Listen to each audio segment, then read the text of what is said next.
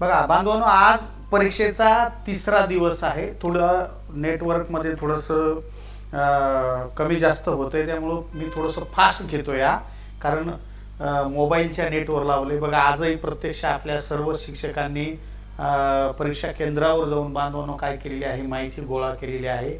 आणि असंख्य बांधवांनी काय केलेलं आहे, मला फोनवरतून काय केलेले प्रश्न पाठवलेले आहे. त्यामुळे स्क्रीनवर जेवढे काही प्रश्न दिसणार आहे तुम्हाला, हे प्रत्यक्ष आज म्हणजे 29 मे 2025 फर्स्ट शिफ्ट, सेकंड शिफ्ट आणि थर्ड शिफ्ट म्हणजे चक्क 7 वाजेपर्यंत मी प्रश्न टाईप करत होतो आणि आता हे मी तुम्हाला काय केलेले या ठिकाणी स्क्रीनला लावलेले आहे. मग पहिला प्रश्न बांधवांनो हा शिक्षक व्यक्तिमत्वावरती काय केलेला आहे विचारला गेलेला आहे. त्यानंतरचा युडायस प्लस वरती क्वेश्चन आलेला आहे. आपण युडायस प्लस हे बांधवांनो यूट्यूबला स्पेशल युडायस आणि सरळ प्रणाली हे सुद्धा आपण घेतलेलं आहे. त्यानंतर विद्यार्थ्याची कल आवडीवरती सुद्धा 2-3 क्वेश्चन या ठिकाणी होते. विद्यार्थ्याच्या समस्येवर सुद्धा क्वेश्चन बांधवांनो आलेले आहे. त्यानंतर विद्यार्थ्याचं गैरवर्तनाबाबत तुम्ही वर्ग शिक्षक आणि मुख्याध्यापक म्हणून काय कराल यावरती सुद्धा 2 क्वेश्चन बांधवांनो विचारले गेलेले. त्यानंतर नवीन शैक्षणिक धोरणानुसार तुमची काय भूमिका असली पाहिजे, तर ती भूमिका सुद्धा या ठिकाणी पॉझिटिव्ह विचारली गेलेली आहे. शिक्षकाची जबाबदारीवर सुद्धा क्वेश्चन आहे. त्यानंतर नीट 2020 मध्ये बांधवांनो हा जीकेचा क्वेश्चन आहे खऱ्या अर्थाने, आणि तो उपयोजनात्मक या ठिकाणी विचारला जातोय, त्यामुळे आपण त्याला मानसशास्त्रात काय करू घेऊ. त्यानंतर शालेय व्यवस्थापनावर सुद्धा प्रश्न येतो की शालेय व्यवस्थापनाचे कार्य काय. शिक्षक पालक संघावरती सुद्धा क्वेश्चन आहे की पालक सहभागावरती क्वेश्चन आहे बांधवांनो. त्यानंतर कृत्रिम बुद्धिमत्ताचा किंवा तुमच्या ऑनलाईन शिक्षणाचा कसा वापर कराल या ठिकाणी प्रश्न आहे. आज ऑनलाईन शिक्षणाचा दोष काय आहे आणि उपाय त्यासाठी काय कराल. साक्षरतेवरती दोन्ही क्वेश्चन येतात की भारतामध्ये कोणत्या राज्यात सर्वाधिक साक्षरता आहे आणि कोणत्या राज्यात सर्वाधिक कमी साक्षरता आहे, याशी दोन्ही क्वेश्चन बांधून जीके जेथे आलेले आहे, पण मुलं सांगतात मानसशास्त्र. मुख्याध्यापकाचे नेतृत्वावर क्वेश्चन आहे. त्यानंतर आता आपण डायरेक्ट प्रत्यक्ष काय करूया प्रश्न सोडवायला सुरुवात करूया. चला तर मग बघा स्क्रीनवरती पटकन फास्ट घेऊ आपण दररोजपेक्षा. डायरेक्ट मी तुम्हाला उत्तर या ठिकाणी सांगतो. शाळेतून बालकाच्या व्यक्तिमत्वामध्ये कोणते बदल घडवून आणले पाहिजे. बदल घडवून आणायचे बदल. मग आता विद्यार्थ्यांचा आत्मविश्वास प्राप्त करणे हा पॉझिटिव्ह विचार आहे, हा बदल झालाच पाहिजे. व्यक्तिमत्वाचा सर्वांगीण विकास झाला पाहिजे, फक्त मार्क नको, व्यक्तिमत्वात सर्वांगीण विकास होणं चांगली गोष्ट आहे. बालकाच्या समस्या सोडवण्याची क्षमता निर्माण झाली पाहिजे. ज्या काही बालकाच्या समस्या आहेत त्या सोडवण्याची क्षमता निर्माण झाली पाहिजे, हे सुद्धा चांगलं आहे. यामध्ये निगेटिव्ह असं काही नाही, म्हणून वरीलपैकी सर्व या प्रश्नाचं उत्तर होतं. इतका सोपा प्रश्न बांधवांनो परीक्षेमध्ये विचारला गेला आहे. आता बघा खूप छान प्रश्न आहे हा. शाळेतील स्टाफ रूमच्या कोणत्या चर्चेत सहभागी व्हाल. आता दररोज शाळेत स्टाफ रूम मध्ये वेगवेगळ्या चर्चा असत्या. इथं चर्चा पहा. राजकीय पक्षांच्या ध्येय धोरणाबाबत प्रत्येक शिक्षकाला कुठला ना कुठला पक्ष, कुठला ना कुठला नेता आवडतो, तर ह्या चर्चा शाळेत नाही करायच्या, त्या शाळेच्या बाहेर असल्या पाहिजे. त्यानंतर क्रीडा क्षेत्रातील स्पर्धेबाबत IPLच्या स्पर्धा सुरू आहे. कोहली चांगला आहे, रोहित शर्मा आज लय म्हातारा झाला आणि त्याला खेळताची आहे ना, अशा गोष्टी शाळेत न केलेल्या बऱ्याच त्या तुम्ही तुमच्या घरीच ठेवा. त्यानंतर विद्यार्थ्याच्या शैक्षणिक प्रगतीबाबत आता हे एकदम छान आहे. आणि आपल्या सहकार्याच्या व्यंगाबद्दल तर आपण अजिबात बोललं नाही पाहिजे. म्हणजे पर्याय क्रमांक 3 या तुमच्या प्रश्नाचं उत्तर आहे. थोडं फास्ट जातो पहा मी, म्हणजे तुम्हाला फायदा होईल. युडायस अत्यंत महत्वाचा. युडायस प्लसवर प्रश्न आहे. युडायस प्लसचा उपयोग कशासाठी. मुख्याध्यापक, शिक्षक, विद्यार्थी यांच्या संख्येची संकलित माहिती ठेवण्यासाठी, वैयक्तिक माहिती ठेवण्यासाठी, शालेय धोरणाची माहिती ठेवण्यासाठी, आणि गैरहजर किंवा उपस्थित विद्यार्थी असतात त्यांची नोंद. तर बांधवणं हे कोणतेच नाहीये, तर याचं उत्तर बांधवणं हे आहे. आपण सविस्तर याचा अभ्यास पाहिला होता. हे केंद्र शासनाकडून आलेला युडायस क्रमांक हा 12 अंकी क्रमांक असतो आणि या ठिकाणी पूर्ण शाळेची स्थापनेपासून मुख्याध्यापक किती, शिक्षक किती, विद्यार्थ्याचे आधारनुसार प्रमाण किती, अशी पूर्ण माहिती ठेवली जाते. हे केंद्राचं आहे आणि सरळ आपलं हे राज्याचं आहे. त्यामुळं युडायस प्लस हे अत्यंत महत्त्वाची संकल्पना आहे. आणखीन तुम्हाला व्यवस्थित माहिती पाहिजे असेल, युडायसचा या ठिकाणी काय विचारलेला, या ठिकाणी लॉंग फॉर्म आहे. Unified digital information on the school education, म्हणजे शालेय शिक्षणावरील एकत्रित डिजिटल माहिती या ठिकाणी आपल्याला केंद्र सरकारला द्यायची आहे. तर याची वैशिष्ट्य स्थापनेपासून शाळेची सर्व माहिती याच्यामध्ये असते. मुख्याध्यापक, शिक्षक, विद्यार्थ्यांचे आधार कार्डनुसार माहिती असते. केंद्र सरकारकडून हे शाळेला UDIS नंबर दिला जातो आणि किती अंकी आहे तो, सॉरी 11 अंकी आहे, मी 12 म्हटलो मगाशी.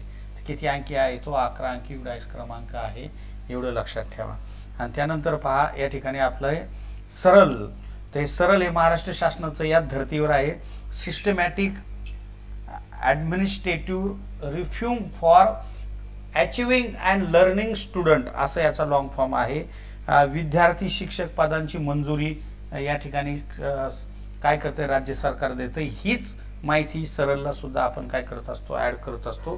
तर ह्या दोन अत्यंत महत्त्वाच्या संकल्पना आपण या ठिकाणी बघूया.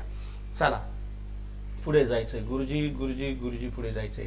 नवीन शैक्षणिक धोरणाला चालना देण्यासाठी PM श्री योजना, आज PM श्री योजनेवर प्रश्न आला तर खालीलपैकी कोणत्या तारखेला PM श्री योजना सुरू झाली, तर ही 2022 ला सुरू झाली. लक्षात ठेवा, शैक्षणिक धोरण हे 2020 ला, आणि त्या शैक्षणिक धोरणाचं PM श्री योजना ही काय आहे, एक सपोर्टिंग योजना आहे. हे आवर्जून या ठिकाणी आपण लक्षात ठेवायचं.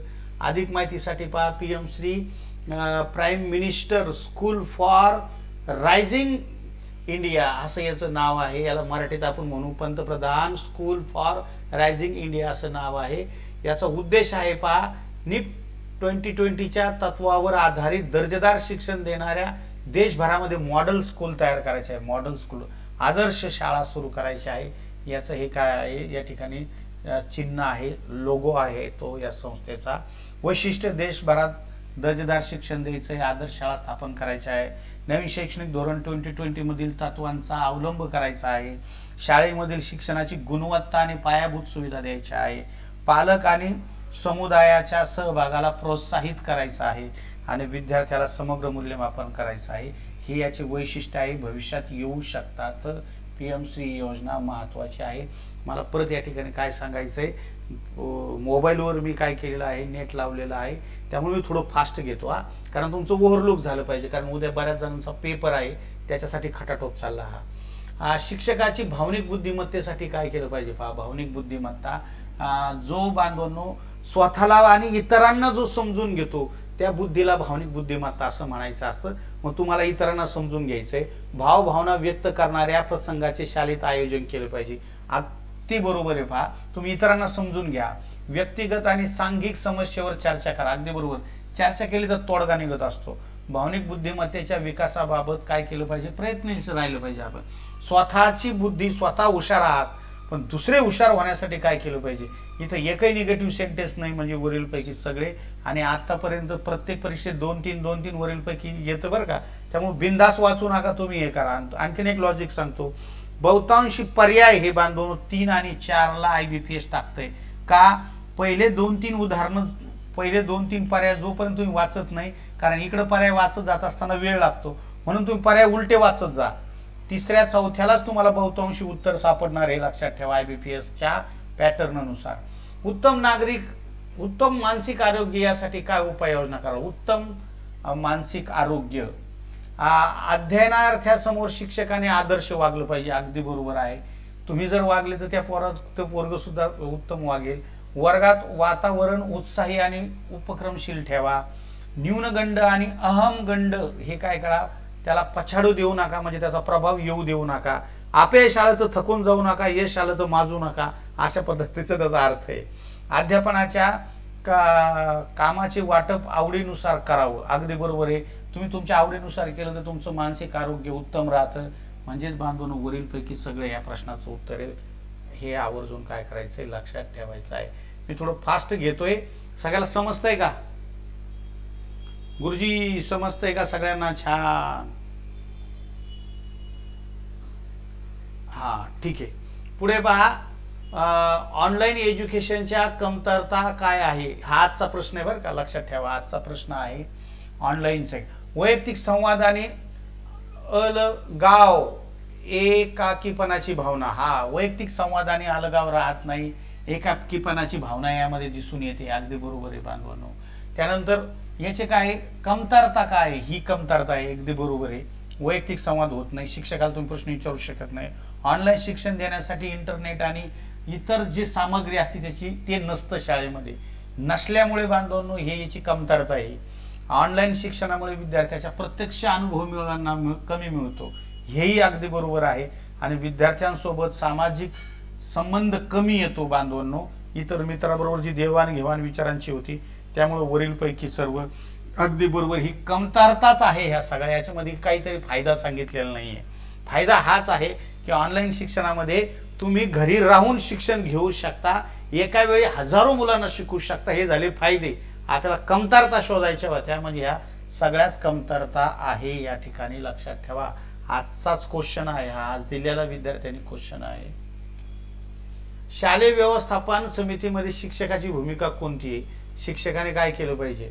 तुम्ही पालकाची मदत घ्याल, मुलांकडून करून घ्याल, तुम्हाला जे काम जमत नाही ते सांगाल आणि तुम्ही स्वतःच उपाययोजन आखावे आणि प्रतिबद्धता सुचवाल. बघा, छान पद्धतीने पहा. व्यवस्थापन समितीमध्ये आता व्यवस्थापन समितीमध्ये तुम्ही पालकांची मदत घ्यायला पाहिजे का? व्यवस्थापन समितीमध्ये, शालेय व्यवस्थापन समितीमध्ये आता ठीक आहे, काही प्रमाणात मुलांकडून करून घ्यायचं का सगळं काम, हे तर शाप चुकीचे. तुम्ही काम जमत नाही असे सांगाल, हे सुद्धा चुकीचं आहे. आता ह्या दोघांमध्ये बांधून मोठं काय आहे? तुम्ही ते स्वतः उपाययोजना कराल शिक्षक म्हणून आणि प्रतिबद्ध सुचवाल, तुम्ही काहीतरी आणखीन उपाययोजना कराल, असं त्याचा अर्थ आहे. याच्यापेक्षा बांधवणं हे अत्यंत महत्वाचं आहे. म्हणून पर्याय क्रमांक हा. सामान्य माणसाला सुद्धा हे सांगता येतं, डीएड न झालेल्या लोकांना सुद्धा. मुख्याध्यापकाने मुलाचे गैरवर्तन आढळल्यास काय करावं? विद्यार्थ्याचे गैरवर्तनाबाबत कडक शिक्षा केली पाहिजे का? बरं, ठीक आहे. पालकाला शाळेत बोलावून शाळेतून नाव कमी केलं पाहिजे का? अरे हे तर लईच मोठं वाईट आहे. गैरवर्तनासंदर्भात चौकशी करून उपाययोजना करावी. अगदी बरोबर आहे. गैरवर्तनात शिक्षा नका करू. शिक्षा करणं कायद्यानुसार काय बंदी आहे, RTE नुसार. आणि वरीलपैकी हे नाही, हे सुद्धा चुकीचं आहे. काय केलं पाहिजे मग? त्याची काय केली पाहिजे? चौकशी करून उपाययोजना करा. मुख्याध्यापक आहे तुम्ही, हे मुख्याध्यापकाचं काम आहे. तुम्हाला तेवढे अधिकार दिलेले आहे, लक्षात असू द्या. अधिकार दिलेले आहे. इथं नाही बरं का वरीलपैकी सगळं, नाही तर म्हणा वरीलपैकी सगळं घ्या. एखाद्या विद्यार्थी खोड्या करत असेल तर शिक्षक म्हणून तुम्ही काय कराल? विद्यार्थ्याला शांत बसायला सांगाल का? बरं, ठीक आहे. याच्यापेक्षा चांगला आला त्याला डिलीट करू. पालकाला शाळेत बोलवून खोड्या संदर्भात तक्रार कराल. हे तर पालकाला शाळेत या खोड्या लईच डांबरट असेल तर बोलवा. आणि विद्यार्थ्यांनी खोड्या करू नये म्हणून कृतीयुक्त आणि वैयक्तिक लक्ष द्याल. हो, अगदी बरोबर. जे डांबरट पोर आहे त्याच्याकडे वैयक्तिक लक्ष द्यायचं, त्यांच्या जागा बदलायच्या आणि त्यांना प्रत्यक्ष काम द्यायचं, त्यांच्या वह्या तपासायच्या. बरोबर. यापैकी नाही, हे नाही, हे नाही. उत्तर पर्याय क्रमांक 3 आहे तुमचं. उत्तर पर्याय क्रमांक 3 आहे. सोपे क्वेश्चन आहे. NEP 2020 आकृतीबंध कोणता? आज आकृतीबंध विचारला, लक्षात ठेवा. आकृतीबंध विचारला.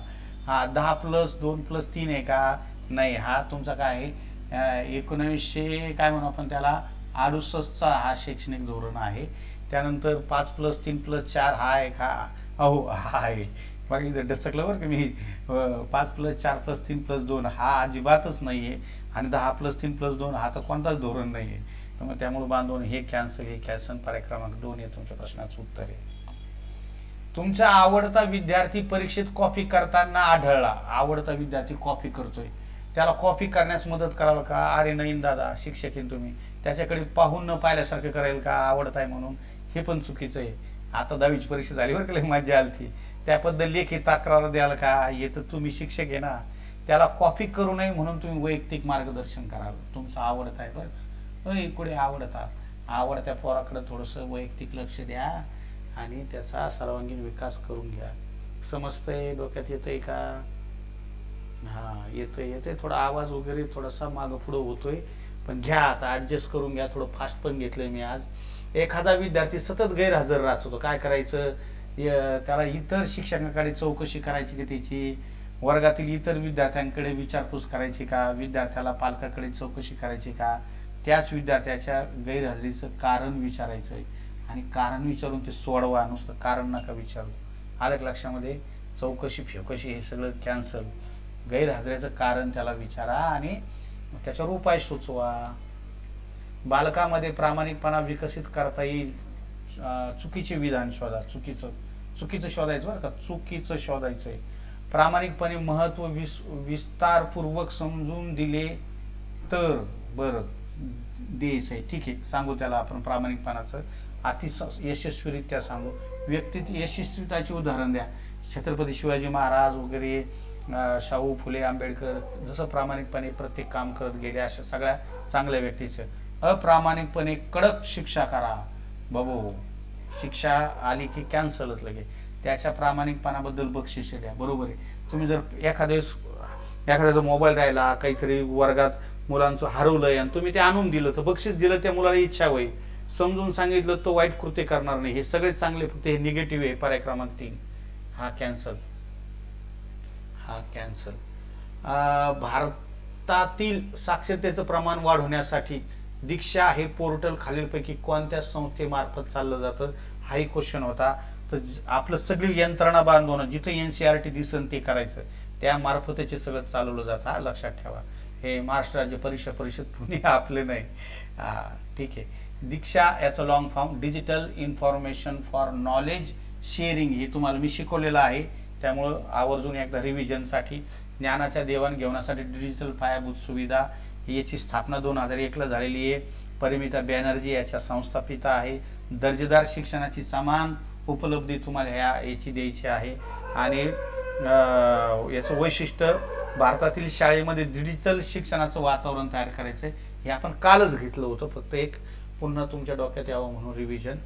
एखाद्या मोठ्या वर्गात जर अधिकांश विद्यार्थी अनेकदा हुलक्या देत आहे, हुलक्या म्हणजे झोपत आहे बरं का, हुलक्या डुलक्या येतो, हुलक्या पण नाही, डुलक्या, झोपणे डुलक्या देणे म्हणजे झोपत आहे. मग काय करायचं, ते मास्तरची चूक येते. प्रभावी अध्यापन असलं पाहिजे. पहा, विद्यार्थी काही कमतरता आहेत का, नाही. अध्यापनात काही कमतरता आहे का, हो, हेच उत्तर असायला पाहिजे. वर्गातील प्रत्यक्ष वातावरण काही दोष, नाही, हे पण. आणि अबकड यापैकी कोणतेच निष्कर्ष आढळते. तर बांधून 2च यायचं, हे सुद्धा चुकीचं आहे. चला, मुलांना शिकविण्याची सर्वात उत्तम शिक्षण पद्धत कोणती आहे? सर्वोत्तम पद्धत अगदी गतिविधी म्हणजे बांधवांनो कृती बरं का, प्रत्यक्ष कृती असा त्याचा अर्थ आहे. कृती, गतिविधी कशा प्रकारे केली जाऊ शकते याचे वाचन करावे. वाचन कुठं करतो रे, आणि लिहून कुठं देतो. गतिविधी कशा प्रकारे केली जाऊ शकते लिहून द्यायचं. एखादी गतिविधी केली जात असताना त्याचे निरीक्षण करणे आणि गतिविधी त्याची प्रत्यक्ष करणे, हे सुद्धा चुकीचं आहे. हे चुकीचं आहे. गतिविधी म्हणजे कृती प्रत्यक्ष करायची असते ना, स्वतः करायची असते. म्हणून पर्याय क्रमांक 4 याचं उत्तर यायला पाहिजे.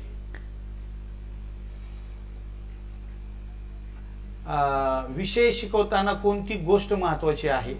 वर्गातील कडक शिस्त, बरं ठीक आहे. विद्यार्थ्याची बौद्धिक पातळीनुसार कृतीचे अध्यापन, अगदी बरोबर बांधवानो.